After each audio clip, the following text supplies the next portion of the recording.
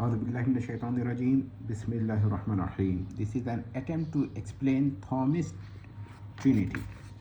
I am not discussing about Trinity, but a Trinity according to Thomist. So this is a very elegant one, as I have said, and I request to all the listeners, whether they are Christians or not Christians, Uni-unitarian Christians or Tri-unitarian Christians, they may see the work and may also see that how I personally have tried to save myself from oversimplification and Ohamrism. So I have tried to save myself. As usual, I may apologize for my incorrect pronunciation. So please go to the topic and not to my pronunciations. So Thomist Trinity simplified. This is the Thomist Trinity, not the Trinity in general. In Thomist system, Trinity may be stated as follows. There are three mutually distinct eternal hypostases in one eternal Ousia. So this is the statement. Now, since a hypostasis is per se subsistent, the statement becomes there are three mutually distinct eternal per se subsistents in one Ousia.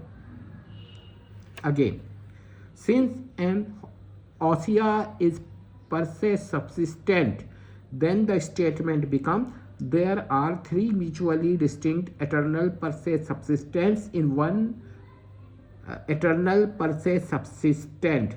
We call this statement A. When we will refer to it, we will call it statement A. A per se subsistent. Now a Thomist objection.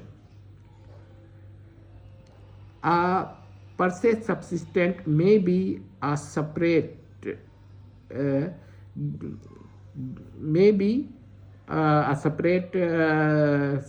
per se subsistent, or may be not a separate per se subsistent. Granting this objection, one may say as follow: a hypostasis is a not separate per se subsistent. So what is a hypostasis? One thing, it is a not separate per se subsistent. So the statement A is modified as there are three mutually distinct not separate per se subsistents in one per se subsistent. So this is one thing.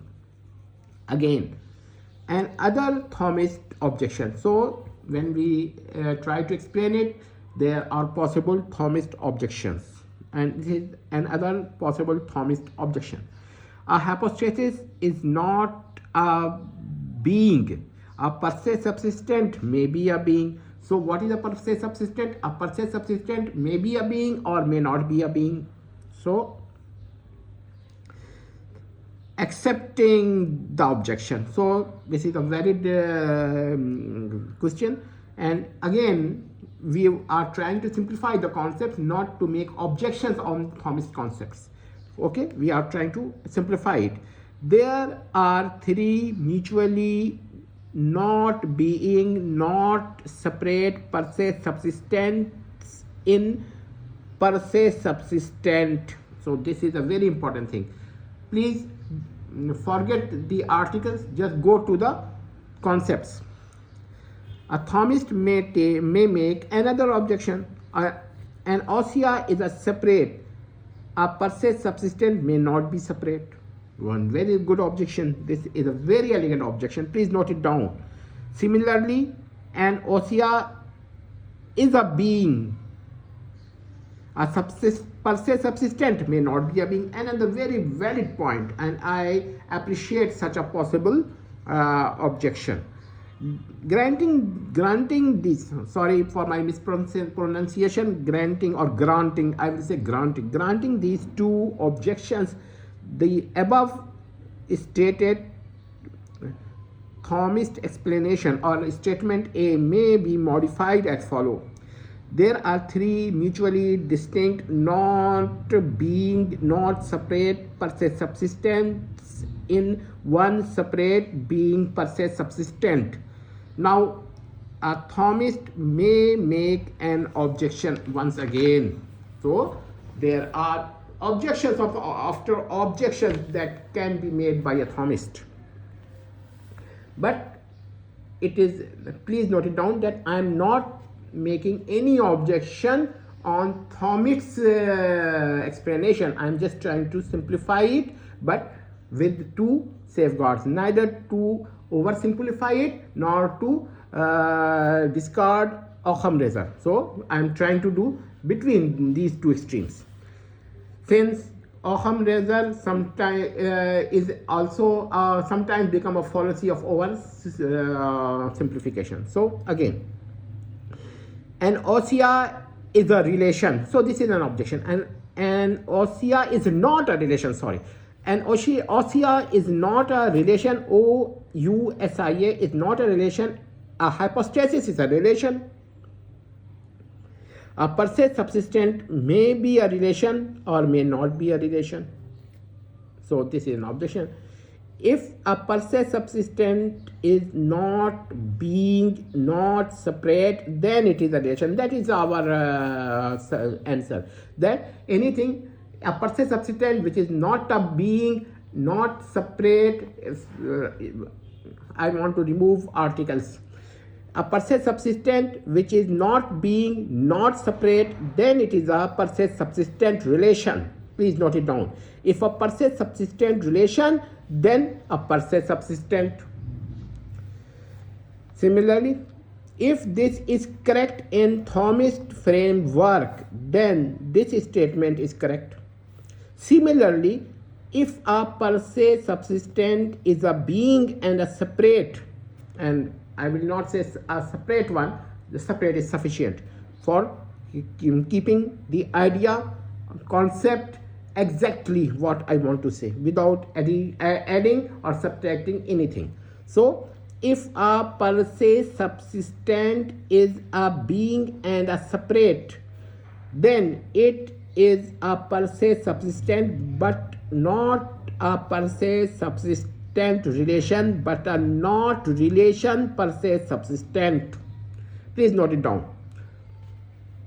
Nota bene, instead of using the word not relational, the word are deliberately used as not relation.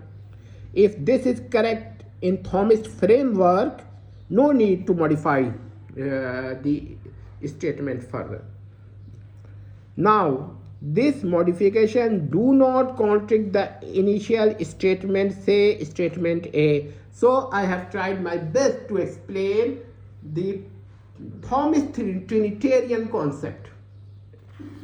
So I am going to see. I am trying to show you that this is the work which I have written and then I have discussed. So to those of my students or friends who want to study, they may try to understand. There are many things that I have written, and I always show you that I used to write many things before making a simple lecture. So there are, this is not just I am just talking in talking without any grounds. So I always try to discuss things in more elegant ways. So this is not the thing that I am just saying it. I have tried, but sometimes my pronunciation is not good and I accept this error. So please do not go to my mistakes and mispronunciations, but please try to understand what I say. When I speak, I may commit some grammatical mistakes, but when I write, I try my best not to embed any grammatical mistake. Thank you for listening. Tamat.